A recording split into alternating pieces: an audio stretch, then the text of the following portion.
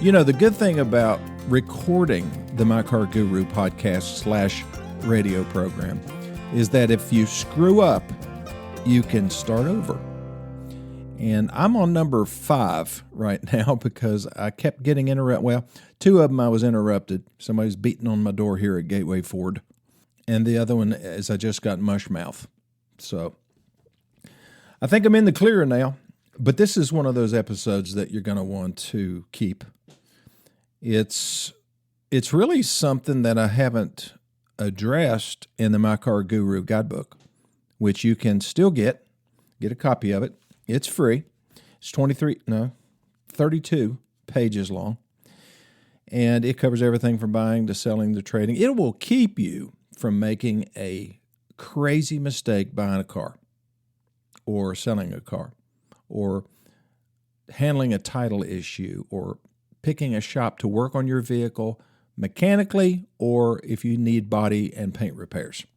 So that's what the guidebook does right now until I make some additions to it.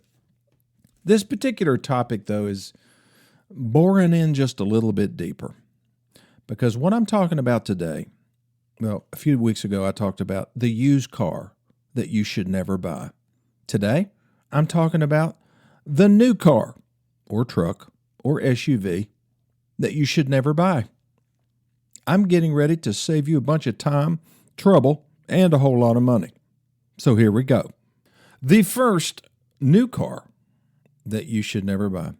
What's the danger of buying a new car, really? I mean, it's covered by a warranty. So if it's defective, has a problem, hopefully you can get it fixed unless it's a lemon. That's lemon in French, I think. So I guess you can buy a problem car right out of the gate. That's why you need to do a little bit of research before you buy one. Go to carcomplaints.com and check out what they have to say about the particular model that you're thinking about buying. That really does apply to used cars more than new cars because it gives you the history of car complaints over time. That's what history is, right? Over time. But if you see a vehicle that has been a real problem, you don't want to buy a new version of that. It may be better. But the first new car that you should never buy is the one that just came out. Brand new, first edition of a particular model. Now, there's some terminology I need to make you familiar with, and I will do that right now as far as new cars are concerned. This is the way manufacturers look at new models or slightly changed models. They have this terminology, and so I'm going to guide you through this glossary of terminologies. The first is a carryover model. That's one you don't have to worry about buying. If it's carryover, all they've done is change the model year. If you look at the 13, it used to be 13 digits, 17-digit VIN number. And if you look at, I believe it's the 10th position, it'll tell you what the model year is. If, for example, Ford is carrying over the existing F-150 from 25 to 26, then there are no changes. There may be some software changes, updates that they do, but they could do those to your 2025 model or your 2024 model. So carryover is the one that you're pretty safe on. A running change. This one doesn't happen at the end of the year or the middle. It could happen at any point. It's a small improvement that's made quietly, sometimes during a model year. Maybe they decide they don't like the way the infotainment center is programmed, so they change it. They may not like the way the seats are holding up in certain models. They're getting some complaints, so they revise the seat foam or they use a new supplier or something like that. Again, that's not a totally new model. The third category is a minor update or a model year update. These are small but intentional changes to keep the thing fresh. A new grill, maybe some new wheels, new tech, maybe wireless CarPlay is introduced, maybe some additional trim content. You don't have to worry about these either. This is pretty much a carryover, but they've made a few changes to make it look different. Then they have a mid-cycle refresh, and this is pretty noticeable changes. This is a generational update. They revised the front and the rear of the car, update the headlights, interior trim, new infotainment system. What doesn't change is like the platform, the body shell, the engine, those kind of things don't change. Again, not a big concern. Then you have a major refresh. Now, this is getting where you might want to consider putting off your purchase for a year because there are some meaningful mechanical or tech upgrades that are going on. Is an average salesperson going to know what kind of engineering changes are being made to a particular model? Yeah, they should. In their product knowledge training, they should be made aware of the updates that are being made and whether they're meaningful or not, whether it's going to affect the performance of the vehicle or how it operates. If you ask him, a knowledgeable salesperson, he's going to know. I guarantee if you come talk to Blake at my dealership and you ask him, hey, Blake, what's the difference between a 26 and a 27 when they finally do come out, F-150, he'll be able to tell you pretty much everything, just like that. He won't have to look at anything. He'll just run down the list. That's the kind of salesperson you want to talk to. Then there's the next type of change is called a generational change. It's all new. It's a full redesign. It's a big one. Don't buy the first year. Or just wait until late in the model year till they get the bugs worked out. Because based on recent history, I don't care who's building it. Toyota, Honda, Nissan, Ford, Chevrolet, BMW, Rolls-Royce. There's going to be some glitches. Some of them happened on the factory floor when they were training the folks how to build them. And you might have fit and finish issues where things just like fenders don't look good where the gap is between the door and the fender, or the trunk doesn't close right, or the hood doesn't line up right. You're going to see some of these on the early models because of the changeover. Most of the manufacturers have figured out how to avoid those because what they'll do is they'll build 2,000 of them and they'll slowly go through all of them so that they can identify if there's any issues. They may do that with the first 500, stop the line, do all of these inspections just to make sure and make the tweaks that they need to. I've even heard of manufacturers crushing the first 500 cars because they weren't good enough and they couldn't sell them to anybody. So they just crushed them, recycled the materials. And, that's what you want them to do, right? Don't sell me a car that you know has problems. Keep it until you get it right. But a lot of people get excited about going out and buying a brand, the newest thing, the latest edition, the one that looks different from everybody else's. There's an ego component to that. But what I'm saying here is that that's not always the best one to do. Do you want to be a guinea pig? Then buy the first models out. When they do a platform change, that is the vehicle moves completely to a different architecture. The styling could be familiar, but it's really a completely new vehicle. It's just like when Ford, way back in 1970, decided to get away from the original basic platform of the Mustang and go to something that was a foot longer, 8 inches wider, and ugly. Then they came out with the 1971 Ford Mustang. And people looked at that and they said, yuck. In 1965, Ford sold about 450,000 of the initial Mustang. In 1972, they sold 150,000. Do you think they went the wrong direction? Well, they did. Now, lots of times you'll see two different cars that come out. Both of them are brand new models, and they can have different automakers. But one of them is quite different from the other and a much safer purchase than the other. And I'll go over that here in just a minute.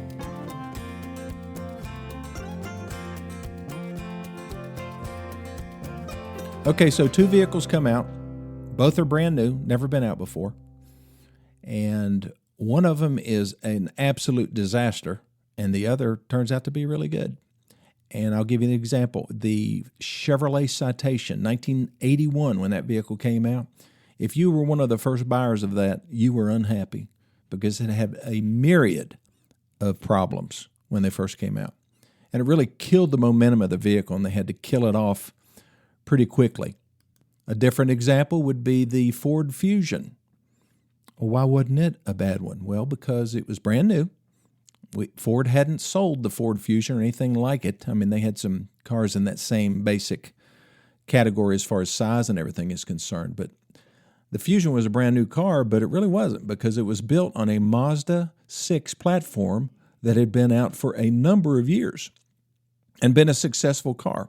Matter of fact, I believe it had been out for over 5 years.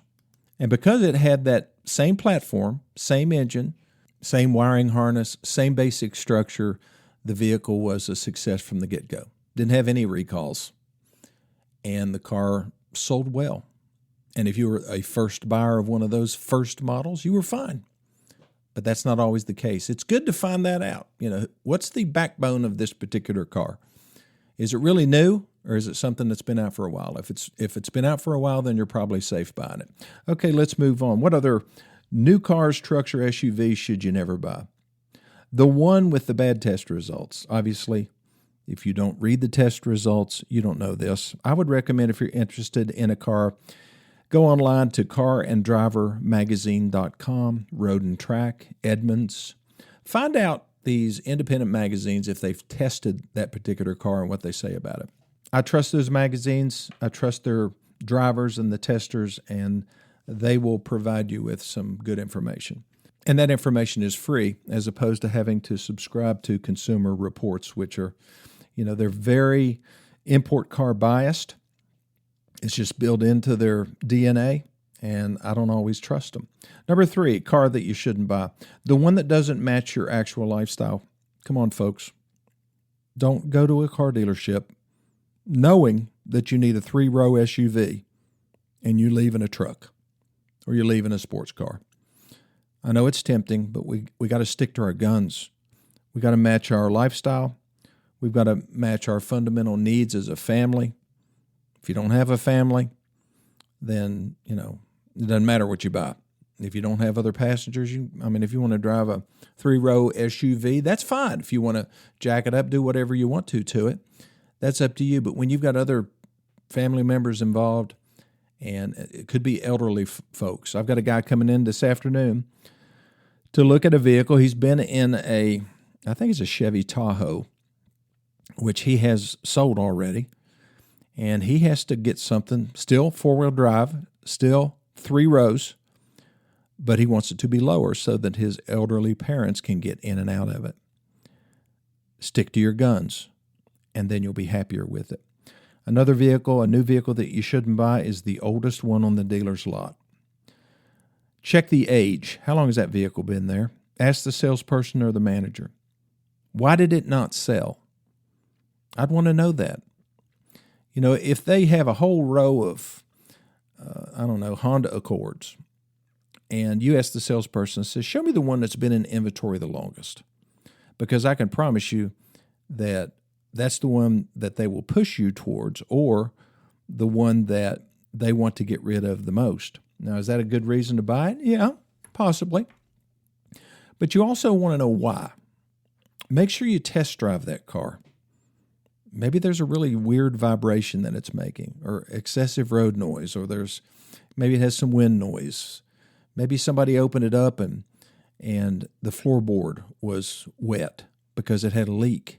These things happen. They happen to new vehicles. We had a Ford Edge many years ago that these people brought it back, about a week later after it rained, and the floorboard was completely full of water. Terrible thing. So we ended up replacing all of their carpet, all of the mat underneath the carpet. But before we put all that new stuff in there, we had to find this leak. They had to tear the whole dash out of that car. And they found one spot. I have a really good tech at water leaks. He's just unbelievable. He found this one spot where, when the robot was filling this particular gap, but where these two panels came together, it missed about a 1/2-inch spot. And water was able to go through that very easily and get to the floorboard. In hard rain, it would just fill it up. Those are things that can happen, but you want to find out why people have been turned off by this car and why the salesperson is pushing you to it. And, it's just something that you might want to avoid yourself. Okay, another vehicle that you might want to avoid, you run into this really pushy salesperson. He's nice. He seems knowledgeable, but he keeps pushing you toward vehicle colors or vehicle options and things that you really don't like. And more than likely, it's because there's a bonus on that particular car. They had a sales meeting that morning, and the sales manager announced, anybody sells this car, I'm paying $1,000 flat commission. So the pushy salesperson, rather than settle for a $250 commission on the one sitting right beside it, he's going to really make you want to buy this one that he can make $1,000 on. It doesn't fit your needs. It's not the right color. All he talks about is the deal, but we can give you the best deal. People get deal in the head, and then they lose sight of what their objective is. I'd rather pay a little bit too much for a car that I really want, that when I walk out into my driveway the next morning and I look at it, I'm going to be proud of it and happy with it. And I'm going to be able to live with that color. And it meets my needs. It has all the features and benefits that I want. I didn't want a sunroof. The last sunroof I had leaked. This one that he's pushing me towards, he's going to give me a great deal on it. But it's got a sunroof. And I just don't want to go through that again. Stick to your guns.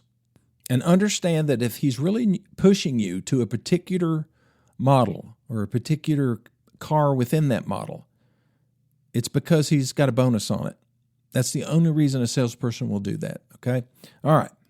Okay, this is not controversial as far as I'm concerned, but so many buyers are oblivious to it, and they believe the words of the salesperson, which you want to believe other human beings.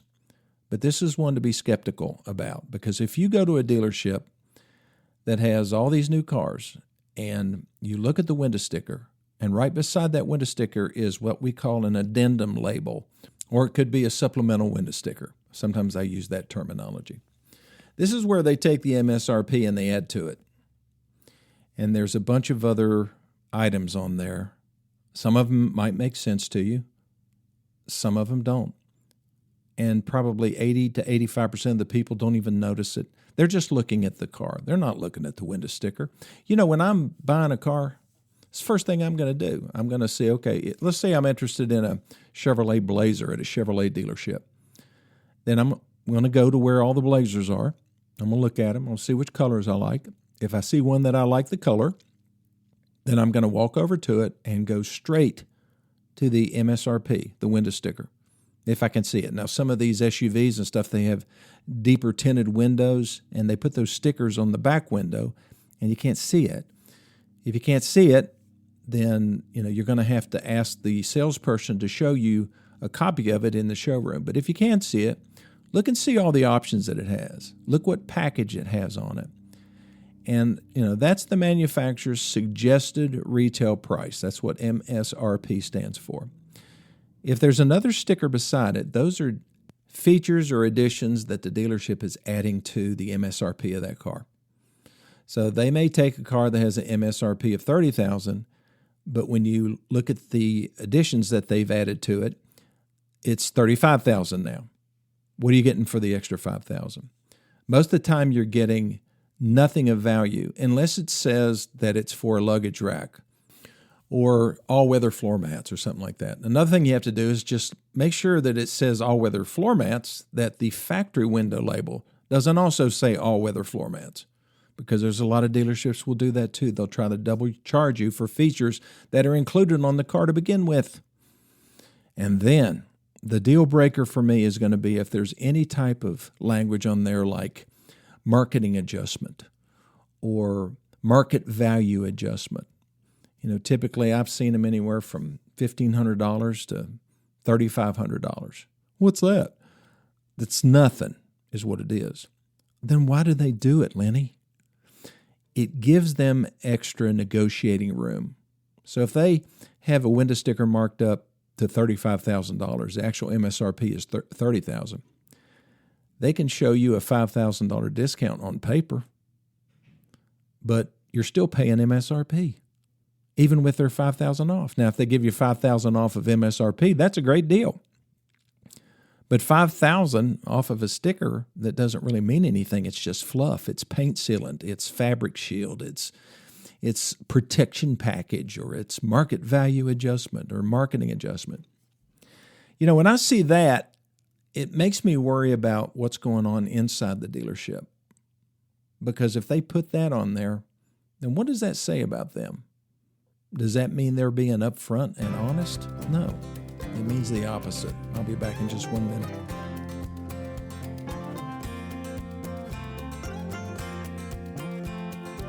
Okay, Smarty Pants, so how do you get them to knock that off or to ignore that? You just tell them right out there on the lot. Say, this other sticker right here, I'm going to pretend that doesn't exist. I probably should leave because it's there, but I'm not going to. I'm going to give you the benefit of the doubt, Mr. Salesperson. But when we start negotiating, I just want you to know I'm not negotiating from that number. I'm negotiating from this MSRP number. And if you can't tell me that we'll do that right now, then we're not going inside. And I hope you understand. Don't mean any insult to you or your family, but that's not how we do business. Well, I have to ask my manager. I said, well, you better skedaddle in there and go ask your manager. If the manager comes out, you tell him the same thing. And probably what he'll say is, okay, come on in, folks. We won't worry about that. If they come in and say, well, everybody has to pay that, then just leave, because you don't. There's a dealer down the road that will not charge you that doesn't play that game. So, you're the one in control, right? You're in more control if you have the My Car Guru guidebook.